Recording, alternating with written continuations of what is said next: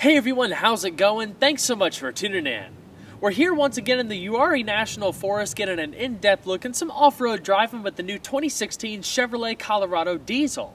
Last year we checked out another Colorado, a Z71 equipped with the 3.6-liter V6. We also checked out its sister, the GMC Canyon, so if you'd like to see those more in depth, click the link in the top right-hand corner of this video.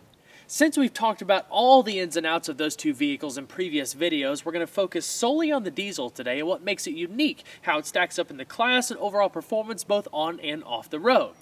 So if you're looking to go off-roading often, you might want to look into the Z71 package, as it adds a lot of capability to the Colorado in general. I mean, you have an automatic lock-in rear differential and more, not to mention some unique styling cues, but we'll talk about all that stuff later in the video. One thing I wanted to do differently with this video was to show you how to remove this lower air dam.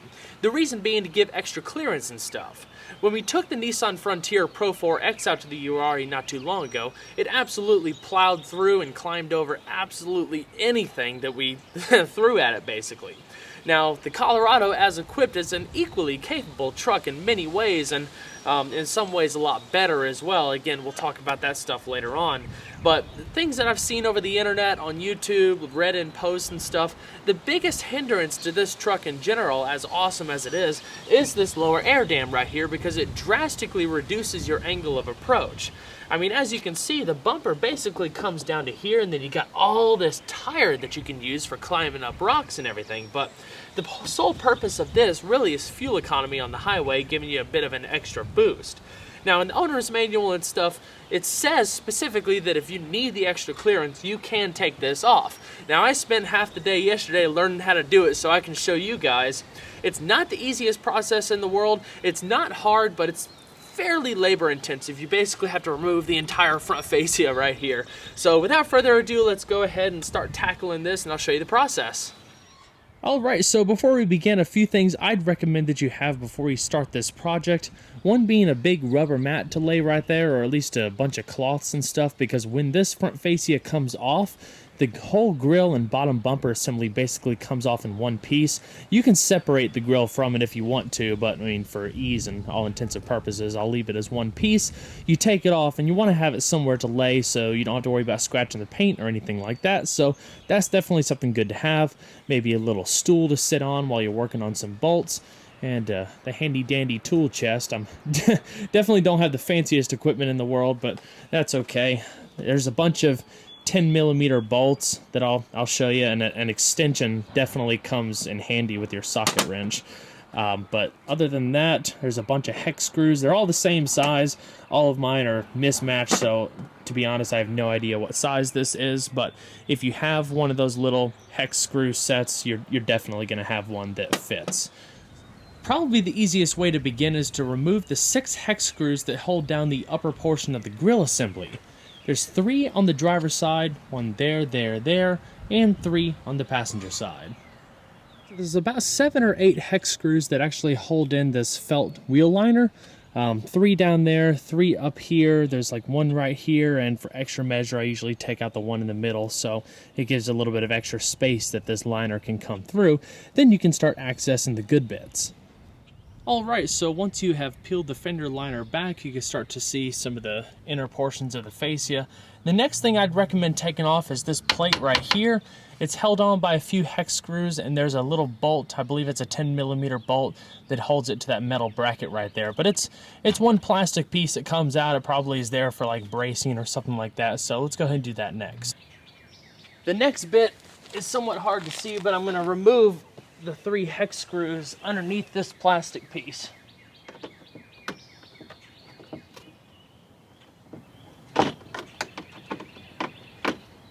Now with that all said and done, you should come out with this piece. Alright, looking right behind the fascia, you can see the wires for the fog lamp right there. The only other 2 things that you have to do is if you look up there, right there, like right where this body joint is, there's 3 more hex screws that go up towards like the edge of the headlight right there. You have to take those 3 out, as well as unplug the wire for the fog lamp. The fog lamp is pretty easy. There's like a little clip on the back of it that you press down and just wiggle it and pop it out. Now we still have a bunch more stuff to take out, but now that those 3 bolts are out, you can see that this outer portion of the fascia can easily be popped out of the fender. There's only one more step before we can pull the fascia away from the body, and that's within the grille right here. There's two recessed 10mm bolts. Here is where your extension will really come into play. The first bolt is within that recessed hole there, while the other one is up in there. So there's two of them on either side. Last but not least, there's two more 10mm bolts. On the passenger side, this is where that plastic piece would have been. It's that gray bolt right there. Same goes for the driver's side, right there in the middle. So now is the moment of truth. We're going to go ahead and pop the fascia off and lay it on this rubber mat so we can undo all of the hex screws that hold on the lower air dam. The easiest way to do this is to work from the outside in on both sides and then grab it in the middle and just cradle it down. Just lower it gently and lay it out. I will say the truck looks quite different without its bumper. I'm feeling very accomplished. Yeah, I'll just give you guys a quick look. It's not too often you can see just the raw insides of the truck.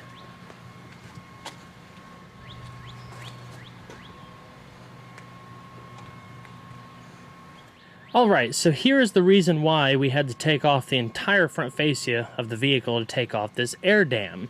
As you can see, it's held in by hex screws. I mean, there's quite a lot of them all the way up and down the air dam.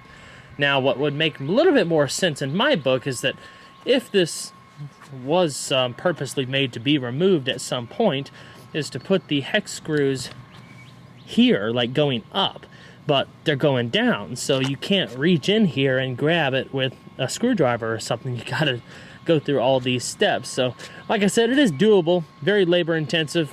If you do it, you might as well leave it off, but unfortunately I gotta do this all over again when it's time to return it. As you can see, the air dam is quite a big piece. It's just a molded piece of plastic basically, but it'll be interesting to see if it affects gas mileage and stuff as well. But after doing all that stuff, let's go ahead and reassemble the truck all over again.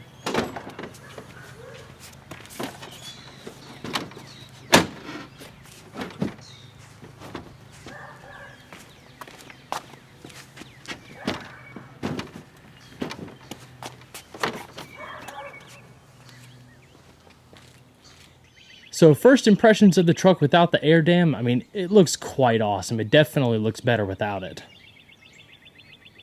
So without further ado, let's go ahead and hop on in and get started.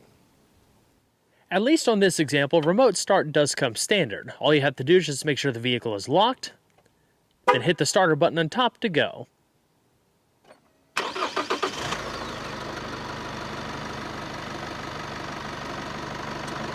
When the new Colorado and GMC Canyon launched last year, they were available with either a 2.5-liter 4-cylinder or a 3.6-liter V6. I haven't driven the 4-cylinder, but the V6, as I've experienced in other GM products, is a great engine. It allows for added capability over the 4-cylinder with significant gains in performance, all for a reasonable price of $950.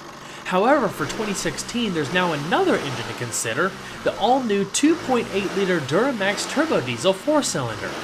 Only offered on LT and Z71 crew cab models, with your choice of either 2-wheel drive or 4-wheel drive, the diesel boasts 100 pound-feet of torque more than the V6 while delivering superior fuel economy. It's a $3,730 option. If you plan on towing heavy loads on the regular, this is certainly an option you'll want to consider. With a max tow rating of 7,700 pounds for the 2-wheel drive model, that's 700 pounds more than a comparable V6 Colorado equipped with the Z72 trailering package. The only downside is that, depending on drivetrain and bed length, the max payload rating is between 60 and 100 pounds less than the V6. For our 4-wheel drive 6-foot 2-inch bed tester, max payload is 1,457 pounds. The diesel churns out 181 horsepower at 3,400 RPM and 369 pound-feet of torque at just 2,000 RPM, which should be good for a 0 to 60 time of around 9 seconds. With this engine, the only transmission available is a 6-speed automatic with electronic range select and a 3.42 rear axle ratio. Other notable standard features added with the diesel included trailer brake controller and an exhaust brake. The latter is a smooth and effective system that uses the compression power of the engine or exhaust back pressure to slow the truck down more effectively when towing. When used in conjunction with cruise control, it helps maintain your speed going downhill and reduces the need for hitting the brakes. Otherwise, it gives you an added measure of control with braking assistance varying based on load and grade. Even though the diesel is a bit slower than the V6, it never felt underpowered to me. The broad torque curve allows a lot of thrust to develop at lower engine speeds, especially nice when towing or off-roading. On-road acceleration and highway passing is pretty commendable for what it is. If overall performance is more of a priority, the V6 is still a fine choice. It develops 305 horsepower and 269 pound-feet of torque. The Duramax engine is constructed using an iron block and an aluminum head, featuring dual overhead cams, 4 valves per cylinder, common rail direct fuel injection, and a compression ratio of 16.5 to 1.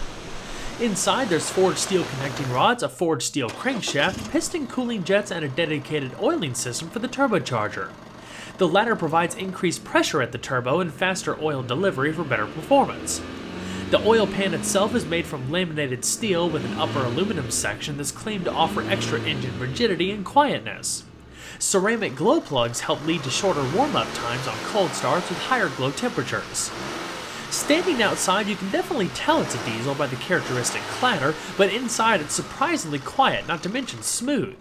Some of that is thanks to a vibration damper that's synced to the transmission and works to cancel out the engine's torsional vibrations.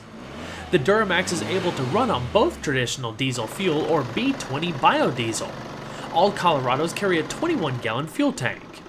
While running on ultra-low sulfur diesel, the EPA rates it between 20 miles to a gallon in the city and 29 on the highway. Expect an average of around 23 miles to a gallon. In comparison, the V6 is rated between 17 and 24 miles to a gallon, while the gasoline 4-cylinder is rated between 19 and 25 miles to a gallon.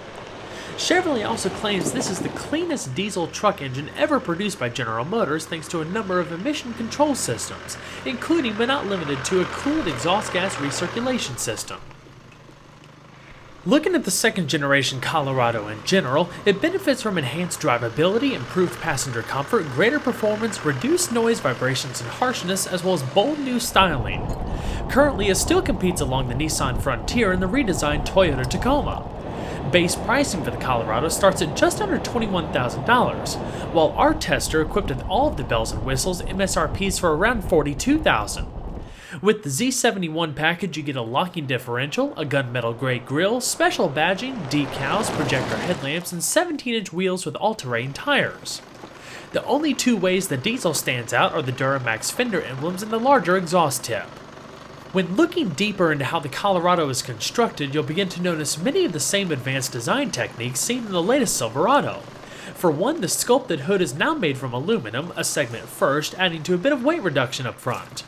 New triple-sealed doors are now inlaid into the sides of the body rather than rolling over the top like its predecessor, which in addition to improved sound insulation and thicker glass all the way around leads to a far quieter interior. The inlaid doors are said to even enhance the truck's aerodynamics alongside available active grille shutters up front, another segment first. Like its larger siblings, the Colorado is built on a fully boxed ladder-type frame made from 83% high-strength and ultra-high-strength steel for enhanced strength and reduced weight. The bed benefits from roll-formed steel construction, which also incorporates some high-strength steel, making it both stronger and lighter than your traditional stamped steel designs. The Colorado can be had in a handful of body and bed configurations, along with 4 trim levels, including the base, work truck, LT, and Z71. One of my favorite exterior features are the corner steps on either side of the rear bumper. Like the ones found in the Silverado, they're extremely helpful, especially with the hand grips on top of the bed rails. The easy open tailgate is pretty light overall and offers a damping effect for soft opening. Having the ability to lock the tailgate adds a measure of security, while an available spray-in bed liner, shown here, provides a very grippy yet high-quality surface. Adding four-wheel drive introduces a 2-speed transfer case and a rotary dial to the left of the steering column that allows you to select between 2 high, 4 high, or 4 low. A regular cab won't be available, so the standard setup is an extended cab with the longer 6-foot 2-inch bed out back. The crew cab is available with either the shorter 5-foot 2-inch bed or the long bed. Total cargo volume between the short and long bed is 41.3 cubic feet and 49.9 cubic feet respectively. If you're wanting to take the Colorado off-road, it's wise to note that approach, breakover, and departure angles vary ever so slightly between the various vehicle configurations and which drivetrain you go for.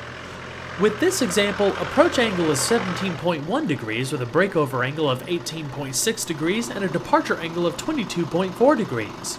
The Nissan Frontier Pro 4X we tested had an approach angle of 32.6 degrees, so it just goes to show you how much of a difference it makes by taking the Colorado's front air dam off, making it much more comparable in terms of off-road performance and clearance. If you're looking for a mid-sized truck, the Colorado and Canyon are both excellent choices in the segment, especially if you're a diesel fan, as they're currently the only ones that offer such a power plant in our market. They're high-quality trucks that offer a lot of premium features and a good balance of practicality and performance.